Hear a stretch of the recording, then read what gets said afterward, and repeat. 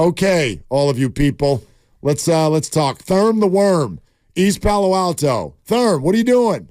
Man, sitting in my car just chilling, man. How y'all doing? We are so good. We are so good. Hey, I got to give it up to Brock Purdy for pulling that game out.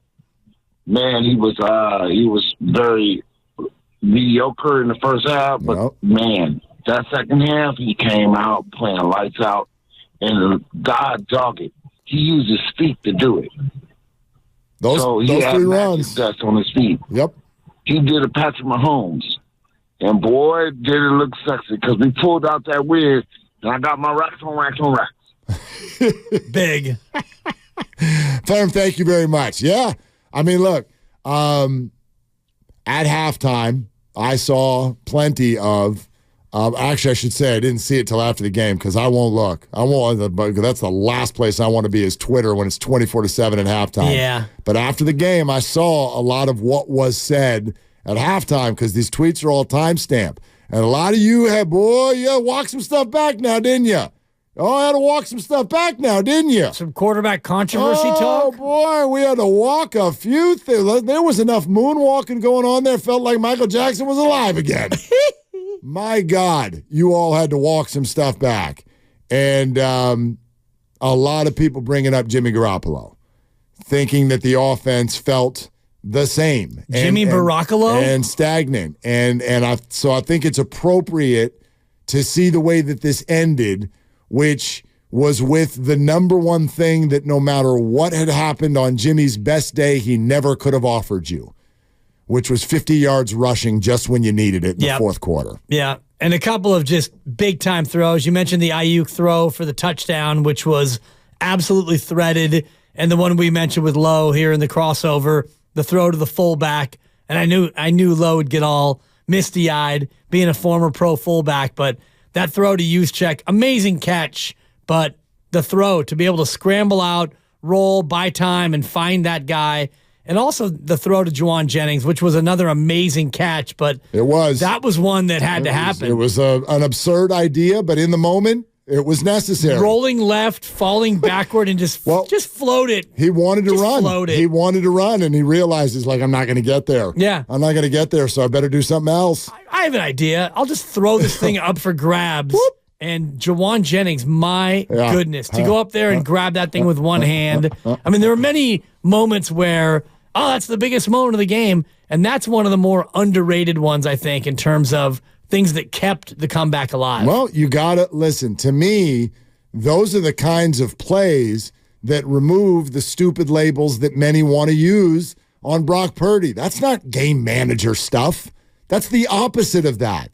Okay? What did you get in the last quarter and a half of this football game? You got ad lib. You got I need to find a way when crap's going sideways stuff from Brock Purdy. That's not, he's got all these people around him and he just throws it out to the flat. Right. No. Laminated play sheet. No, nobody thought of any of that. Nobody drew that up. 3 scrambles and a teardrop one-hander to Juwan Jennings. So thank you, Alex Smith, for his comments yesterday. Pretty cool. As the de facto president of the game manager club, you're not invited, Brock. Totally. You do not get membership to this club. I love that. Let's go to Chris the Caveman in San Jose. Hey, Chris, what are you doing? Hey, Willard and Dibs, first-time caller here. Sweet, I was at the game yesterday at halftime. My friends and I saw Steve Young at Levi's. My friend walked up to Steve, dropped to his knees, and bowed down 3 times, saying, "You're my favorite player. We're not worthy." Asked him for a selfie. Steve obliged. During the selfie, I kept thinking out loud, this will change the juju. This will change the juju. Sure enough, Purdy channeled his inner Steve Young, rushed for 49 yards in the second half for a comeback victory. And, historic, right? Chris, you've taken my call, Willard and Dibs. Thank you, man. brother. Thanks for making it. See, that's the beauty of these things. And again, we're asking, what'd you do? What'd you do to change the energy? Or what'd you notice that you think changed the energy? The answer is nothing, but it doesn't matter. To each of us, these are the things we're going to remember. I'm going to remember that we were down 24-7 and then my daughter showed up. And then they scored 27 points in a row. Yeah. Shout out Ella. She didn't do it, but that's what I'm looking going to at remember. the box score. I don't see any catches or rushes for your daughter. I don't know how many tackles she made. I don't even Other think than tackling you at halftime. Yeah, I don't even know. Exactly. She tackled my emotions. Totally. She threw them on the rocks below. Totally. I don't even think she ate anything. Big, huge spread of food that Christy had put out. I don't even think she was a teenager. She didn't even look up from her phone. She just sat there, just staring at the phone. But whatever it was, do what you're doing. You sit right there. Don't move. It's working. Stay on your TikTok and your IG and whatever else you're doing. Oh, gosh. That's incredible. Incredible. And, you think about the way it happens, and it starts to build slowly, and then in the blink of an eye, the game is tied. And once you got to that point, I was starting to think, like, okay, now, does Detroit have an answer? And they did, but then Dan Gamble, as we now call him, Dan Gamble found his way to make an imprint on the game again and go for it on fourth down. And that second fourth down that he goes for, and Jared Goff, that was a dirt ball. That ball had none chance of being caught down the field. Oh, no. Why? Because, remember, what did we say all week long? Jared Goff, just move him off his spot. Yeah. That's all you got to do. And that's what the Niners finally started doing. I don't know why. I don't consider myself an expert. I watch every minute of these games. I don't know why the defensive line got stonewalled for 2.5 quarters and then didn't. I don't know. I don't know what they did differently. But they started stopping the run a little bit. Yeah. Obviously, they didn't even need that many because this happened so quickly that the Lions never even had a chance to keep running the ball. But they were able to get Jared Goff off of his spot. And on fourth down, the second Jared starts rolling right, he's dead. He's dead. He's not hitting anybody on the run. And you're exactly right. He threw that duck out there to Amon-Ra. It wasn't anywhere near him. Right. So that was the key to the entire game, and they finally started doing it at the end. I saw a Niner defense that not only committed more bodies to stop the run early in the second half, but from a defensive line standpoint, they started to play much more aggressively. Yep. And they brought, I don't know what their exact blitz percentage was, but it felt like they brought Greenlaw or Warner a lot more often. They brought 5. They heated up Goff a little bit.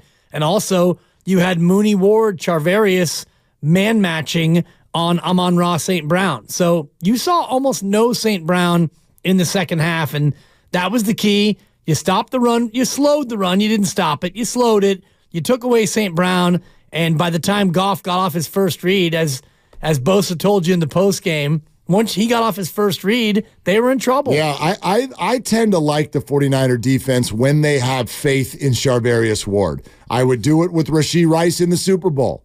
He's done it to DK Metcalf every time they play the Seahawks. Like, I'm okay with Mooney Ward on an island. He can handle it.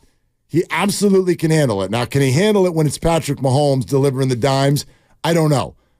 But if that's what, the 49ers want that pressure from their base 4 to keep more into coverage, it's like, it's not working.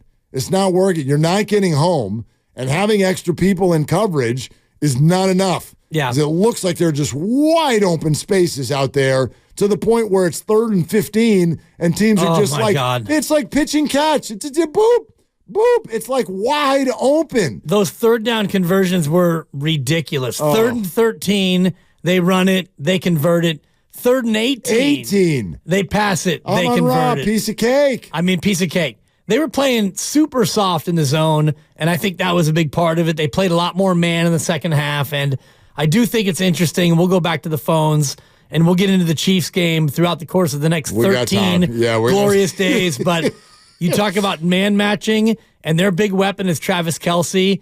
Do you put Mooney Ward on the tight end and try to take him out with the corner? Because that to me is going to be one of the chess matches we can get into as we get closer. No doubt. Although I'm comfortable with Greenlaw and Warner as they sort of handled Laporta in the second half Good too. Call. Like, they put a hat on him. Like, he may get some catches, but they also knocked a couple free, and I'm comfortable with those guys on the tight ends, even Kelce. Let's go to Pam in Houston. Hey, Pam, you're on with Willard and Dibs. What's up? Hey, this is Pam. I lived in the Bay Area for 45 years, and I just moved back to Houston a little over a year ago. Okay, Pam. And I found my Niner gang.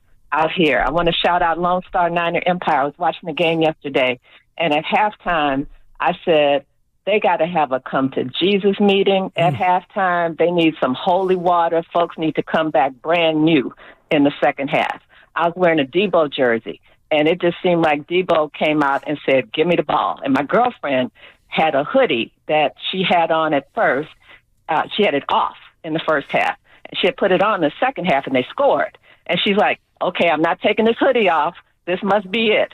So I just want to say bang, bang, Niner gang. I'm here in Houston, still a faithful, and looking forward to the Super Bowl. Pam, you tell that friend of hers not to take the hoodie off for 2 weeks.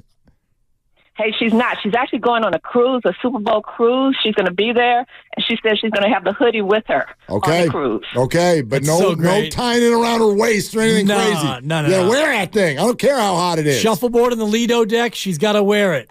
No doubt. Thank you, Pam. A Super Bowl cruise? Can you imagine? What the hell is that? Well, cruise to Vegas. What's that? Are you cruising to Vegas? I imagine There's she's not a lot of water there. She's in the Caribbean and it's 89 degrees out and she's poolside in a hoodie. Then you better wear a hoodie. Totally. I don't care what the temperature is. Look at you. You're never not wearing a hoodie. Yeah. Let's go. I'm comfortable. Wear a hoodie. You get old, you get bald, you get cold. Spoiler alert for all you young people out there. That's the way it's kind of the way it goes. It's a circulation sensation is what it is. Nick Bosa with the message at halftime. Come to Jesus, as Pam said. I was just like, there's so much football left. We made a couple adjustments. I said, just take that first read away and we're getting home. And our guys did it. Yeah, we did.